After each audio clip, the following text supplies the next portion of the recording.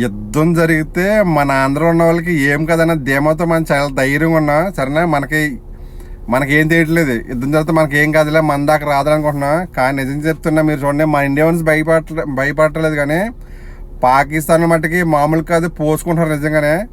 ఎందుకంటే నేను పాకిస్తాన్ 2-3 ఛానల్ని సబ్స్క్రైబ్ చేసుకున్నాను. ప్రతి వీడియో వస్తుంది. ఎందుకంటే వాళ్ళు ఏంటంటే పాకిస్తాన్కనే మన ఇండియాకి కంపేర్ చేసి చెప్తారన్నమాట. పాకిస్తాన్లోనే కంపేర్ చేసి చెప్తారన్నమాట. ఇదిగో డెవలప్ అవుతుంది, మనం డెవలప్ అవ్వలేకపోతున్నామండి, ఇండియా ముందుకెళ్తున్నాం, మనం ముందుకెళ్ళట్లేదని చెప్పి కొన్ని ఛానల్ ఉన్నాయి.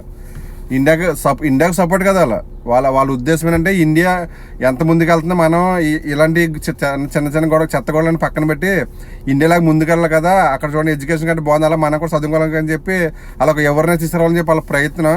వాళ్ళ వీడియోస్ నేను ప్రతి చూస్తాను, బాగుంటుంది. సరేనా, అందులో పొద్దున్నైతే ఒక వీడియో చూసాను నేను. సరేనా, టెన్షన్ పడుతున్నారు, భయపడుతున్నారు అన్నమాట. ఎందుకంటే మనం అనుకోవచ్చు మన దాకా రాదు, యుద్ధం జరిగితే మన ఆంధ్ర వరకు రాదు. ఒకవేళ హైదరాబాద్, వైజాగ్ అక్కడ దాకా కూడా రాదు నాకు తెలిసి. ఎందుకంటే వాళ్ళు వేసిన మిసైల్స్ ఎంతవరకు రానివ్వరు. అర్థమవుతుందా? అక్కడ చుట్టుపక్కల నార్త్ ఇండియన్స్గా కొంచెం ఇబ్బంది, కానీ మనకి ఏం పర్లేదు నాకు తెలిసి. మళ్ళీ కేరళ వాళ్ళకి మళ్ళీ ఇబ్బంది, తమిళనాడు కూడా ఇబ్బంది, మనకి ఇబ్బంది లేదు నాకు తెలిసి. మన ఆంధ్రలో సేపే, ఏదేమైనా సేపే. కానీ ఒకవేళ మనకు ఆర్థికంగా ఇబ్బంది ఎదురవుతామో, కానీ బాంబులు వచ్చి మన ఇంటికాడ మన ఊర్లో ఏం పడవు నాకు తెలిసి. మన ఆంధ్ర అయితే సేఫ్గా ఉన్నదే.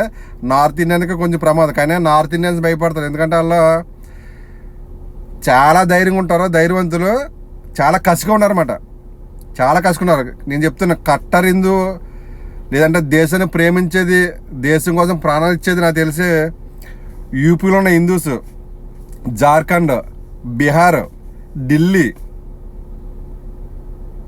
సరేనా, ఈ రాష్ట్రాలు అయితే మామూలుగా ఉండదు. ముంబైలో కూడా ఈ రాష్ట్రం అంటే మామూలుగా చాలా కోపం ఉంటారు. ఇంకా యూపీ అంటే అది చెప్పుకోవాల్సిన లేదు. యూపీలో ఇంచుమించు ఒక 25 కోట్ల మంది, ఇంచుమించు 30 కోట్ల మంది ఓటర్స్ ఉంటారన్నమాట. ఓన్లీ యూపీ ప్రజలు. ఒక్కడ గొడవలు ఎక్కువ, మన ఆంధ్రలో గొడవలు తక్కువ. నాకు తెలిసి మన దాకా ఏం రాదా. ఒక యుద్ధం జరిగితేనే మనం సేఫ్గా ఉన్నాం, ఆర్థికంగా ఇబ్బంది ఎదురవుతుంది అంతే మనకి. సరేనా, కొన్ని వీడియోలు నేను చూస్తున్నాను. సరేనా, వీడియో సార్ మీకు గమనించుకోండి. చాలా ప్రెస్టేజ్ ఇస్తున్నారు. ఈ గొడవ అనేది చాలా ప్రెస్టేజ్. అంటే ఒకవేళ అదే 28 మంది జవాన్లు చనిపోయి ఉంటే ఇది అంతర్గత ఇంత అవ్వదు. ఎందుకంటే జవాన్లు కదా, ఎందుకంటే వాళ్ళు ప్రాణత్యాగం చేయడానికి వాళ్ళ జాబ్లోకి వెళ్ళేది. సరే, ఇవన్నీ సహజమే, ఓకేనా. కానీ ప్రజల్ని, సరే, అమాయకమైన ప్రజల్ని చంపడం వల్ల చాలా తీవ్రంగా ఉంది. నాకు తెలిసి కంపల్సరీ 100% యుద్ధం అయితే కన్ఫర్మే. అది ఎప్పుడైనా తెలీదు, ఏ రాత్రి అనేది తెలియదు. మొత్తం మీద ఈ రాత్రి అవ్వచ్చు, రేపు అవ్వచ్చు, ఏ రాత్రి అనేది తెలియదు. ఎందుకంటే ఆల్రెడీ మోడీ గారు పవర్స్ ఇచ్చారన్నమాట, ఓపెన్ ఇచ్చారు. సరేనా, మీ మీద మాకు నమ్మకం ఉంది, మీరు ఏదైనా చేయగలరని చెప్పి. మీ మీద 140 కోట్ల మంది నమ్మకం పెట్టుకున్నారా. సరేనా, మీరు దానికి ఉద్దేశం ఏంటంటే మీరు గెలుస్తారు, యుద్ధం చేయాలని అర్థం అనమాట. ఎప్పుడు మాట్లాడతారో తెలదా.